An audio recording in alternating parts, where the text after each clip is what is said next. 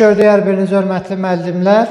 Sizə bu günlərim kurikulum üzrə MİQ 2026-cı ildə düşən bir sualı nümayiş etdirəcəm. Sualımızla tanış olaq. Sual inteqrasiyanın növləri mövzusuna aiddir və qeyd edim ki, bu sual keçən ildə 2025-ci ilin MİQ-ində də istifadə olunmuş sualdır. Təkrar düşübdür. Yəni imtahanda iştirak eləmiş biri kimi bunu deyirəm. Çünki həm MİQ 2025-də, 26-da ikisində də iştirak eləmişəm, suallarla tanışam və sualların məzmunları hansı formatda olubdur, hər biri haqqında informasiyalıyam və ona görə də bu sualı keçən ildə düşdüyünü konkret olaraq təsdiqləyə bilərəm. Baxaq, sual belədir. Müəllim şagirdlərə mənbələrdən araşdırma edərək təqdimat hazırlamaq üçün tapşırıq verir və şagirdlərdən tələb edilir. Şagirdlərdən bunlar tələb olunur. Şagirdlər mənbələrdən müxtəlif məlumatlarla tanış olmalıdırlar. Təqdimatın mətnini tərtib etməlidirlər. Hazırladıkları mətni elektron formada təqdimatını həyata keçirməlidirlər. Verilən fəaliyyətin icrası zamanı hansı inteqrasiya növləri istifadə ediləcək? Burada əvvəlcə onu deyim ki, fən daxili, fənlər arası, fən üstü inteqrasiya növləri var.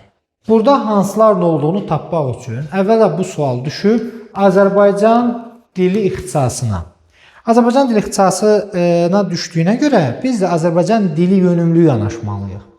Şagirdlər mənbələri müxtəlif məlumatlarla tanış olurlarsa, şagirdlər oxuyurlar. Oxu məzmun xətti ikinci məzmun xəttidir. Təqdimatın mətnini tərtib etməlidirlər. Bu da Azərbaycan dilində yazı məzmun xəttidir. Hazırladıkları mətni elektron formada təqdimatını həyata keçirməlidirlər. Bu isə informatikadır.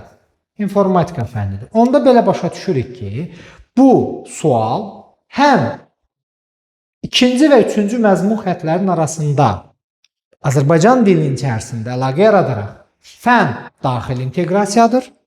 Üstə gəl burada həmçinin də nə var?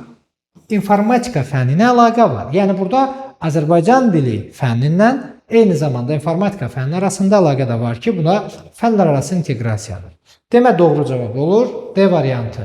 Fənlər arası və fən daxili inteqrasiya. Fən daxilinin də növünü bilirik də, üfüqi və şaqili.